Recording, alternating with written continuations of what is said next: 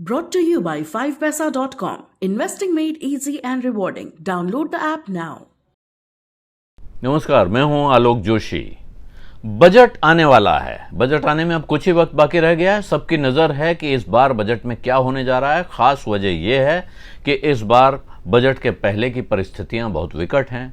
वित्त मंत्री के सामने चुनौतियां बहुत बड़ी हैं। वो क्या करने जा रही हैं, इस पे सबकी नज़र होगी। और क्या वो इस मुसीबत से, यानी कोरोना और कोरोना के बाद पैदा हुए संकट से भारत को निकालने के लिए कोई जादुई नुस्खा अपने बजट में पेश करेंगी, ये सवाल है। लेकिन इससे पहले सवाल यह है कि बजट होता क्या है। बजट क्या होता है यह समझना कोई बहुत मुश्किल काम नहीं है, खासकर आज के ज़माने में। आप आजकल किसी भी नौजवान से पूछिए कि भाई कुछ खरीदना है, कुछ सलाह दो। मोबाइल लेना है, कंप्यूटर लेना है, फ्रिज लेना है या कुछ भी लेना है, सबसे पहले तैयार रहिए एक जवाबी सवाल के लिए। वो आपसे पलट के पूछेंगे, भाई साहब बजट कितना है? तो मतलब क्या हुआ? मतलब ये कि इस चीज पर आप कितना खर्च करना चाहते हैं, इसके लिए आपने कितना पैसा अलग रखा हुआ है। अपने परिवारों में भी या तो आप खुद हिसाब किताब रखते होंगे, या फिर आपकी माँ, आपके पिताजी, पत्नी या पार्टनर, या हो सकता है आपके भाई बहनों में से कोई, किसी न किसी के पास ये जिम्मेदारी जरूर होगी घर में कि वो इस बात का हिसाब रखे या बजट बनाए कि घर में कुल कितनी कमाई हो रही है, कितना खर्चा होता है, कितनी बचत करनी है, क्या नई चीज़ खरीदी जा सकती है और क्या खरीदने का फैसला अभी टाल देना चाहिए। उसको ये हिसाब भी रखना पड़ता है कि कौन सा बड़ा खर्चा अचानक आ सकता है या अगले 2-4 साल में आने वाला है, और क्या किसी की कमाई बढ़ने के कोई आसार हैं, क्या कोई ऐसी चीज़ होने वाली है जिससे हमारे घर में अचानक पैसा आने वाला है। तो ये सारे हिसाब जैसे आप अपने घर के लिए रखते हैं, एकदम वही काम वित्त मंत्री का होता है भारत सरकार के बजट में।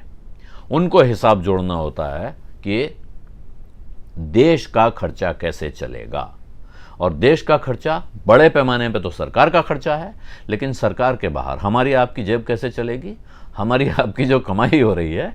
जैसे घर के बजट में आप हिसाब लगाया जाएगा कि साहब ये जो छोटे भाई साहब हैं, कल तक पढ़ते थे, अब ये कमाने लगे हैं, तो इनसे भी कुछ हिस्सा लिया जाए घर में। या बेटी ने नौकरी शुरू कर दी है और बेटी तैयार है इस बात के लिए, या आप तैयार हैं, आपने कहा भाई अगर हमको नहीं देने वाले हो तब भी कुछ बचत शुरू कर दो, एक फंड में पैसा डालना शुरू करो जो तुम्हारे ही भविष्य में काम आ जाए। ये सब गणित वित्त मंत्री को भी जोड़ना होता है, कुछ अपने लिए, कुछ हमारे लिए, यानी कुछ सरकार के लिए और कुछ जनता के लिए।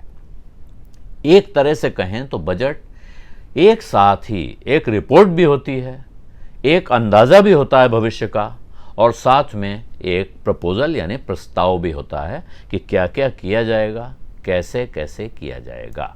सबसे पहले बजट के एक दिन पहले आता है आर्थिक सर्वेक्षण, जिसमें ये एक तरह से अर्थव्यवस्था का हाल बताया जाता है कि पिछले साल अर्थव्यवस्था कैसी रही, पिछले साल जो बजट आया था उसमें जो जो बातें कही गई थी उसमें से क्या क्या पूरा हो गया है। तब जो अंदाज़ा लगाया गया था कि इकॉनमी कैसे चलेगी, वो अंदाज़ा किस हद तक सही निकला और आगे की दिशा कैसी हो सकती है। बहुत बड़ा वो नहीं होता है, लेकिन आर्थिक सर्वेक्षण को एक तरह से बजट की झांकी माना जाता है कि जो हाल बताया है बेसिकली वो खाका खींच देता है, ये अर्थव्यवस्था का हाल है। ज़मीन तैयार कर देता है वित्त मंत्री के लिए कि अब वो इस ज़मीन पर, इस नक्शे पर मकान बनाएं, इमारत बनाएं, यानी अब वो अपना बजट बनाएं।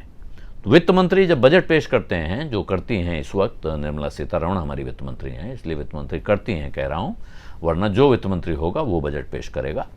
तो वो आपको यानी देश को एक रिपोर्ट देते हैं कि पिछले साल जो हमने बजट में कहा था उसमें से क्या क्या पूरा हो गया, उसमें से कितनी चीज़ें वैसी ही रहीं, यानी कितने खर्चे हमने पूरे कर दिए, कितनी कमाई जिसका अनुमान हमने बताया था वो उतनी हुई, उससे कम हुई, उससे ज़्यादा हुई, हमने जिस घाटे का अंदाज़ा लगाया था वो उतना ही रहा या नियंत्रण में है, इस बार आशंका है कि जैसी उम्मीद थी उससे काफ़ी ज़्यादा होगा, फिर भी लोग उत्साहित हैं कि जितना सोच रहे थे उससे कम होगा।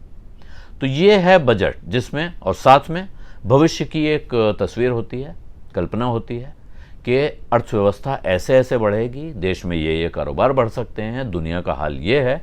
इस बीच हम देश की अर्थव्यवस्था को रफ्तार देने के लिए ये वाली योजना लाएंगे, वो वाली योजना लाएंगे, ऐसा करेंगे, वैसा करेंगे। समाज के ये हिस्से कमज़ोर हैं, हमारा छोटा लड़का जो है वो नौकरी नहीं करता है, वो पढ़ाई कर रहा है, इस बार उसका स्कूल चेंज होने वाला है तो उसको हमको ज़्यादा फीस देनी पड़ेगी। इसी तरह से हमारे समाज के कुछ हिस्से हैं जिनको मदद की ज़रूरत पड़ेगी, तो भारत सरकार एक योजना ला रही है जिससे उस तबके को मदद दी जा सके।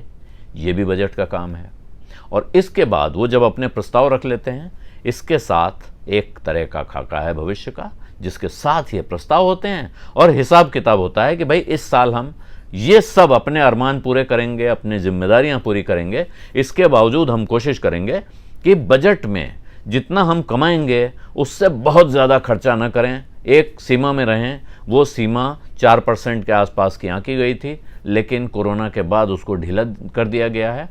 और वो क्या सीमा होगी, यानी खर्च से कितना ज़्यादा, कमाई से कितना ज़्यादा हम खर्च करेंगे, इसी को कहते हैं फिस्कल डेफिसिट, राजकोषीय घाटा या सरकारी घाटा। उसे राजकोषीय घाटा कहा जाता है, यानी सरकार के खजाने को होने वाला घाटा, लेकिन हम लोग सामान्य भाषा में इसे कह देते हैं सरकारी घाटा।